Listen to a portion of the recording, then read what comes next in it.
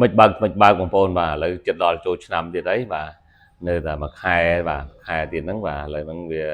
ខែ3ជាងហើយខែចិត្តដល់ខែ4ហើយអូខេបងប្អូនណាខ្លះដែលខោអាវឆ្អៀតអស់ហើយអូខេហើយចង់ទិញខោអាវថ្មីបាទជប់សិនបងប្អូនកុំបាច់ទិញថ្មីអូខេខោអាវបងប្អូនដដែលហ្នឹងអាចស្លៀកបានអូខេបើសិនជាបងប្អូនធ្វើវិធីសម្រក់គីឡូតាមវិធីខ្ញុំអូខេអញ្ចឹងបងប្អូនគ្រាន់តែបដូររបបអាហារបាទពេលព្រឹកមួយពេលល្ងាចមួយពេលជួយបងប្អូនស្រក់ចាប់ពី2គីឡូ4គីឡូ6គីឡូឬក៏ច្រើនជាងនេះអូខេបាទអញ្ចឹងបើសិនបងប្អូនចាប់អារម្មណ៍ចង់ស្រកពិតប្រាកដ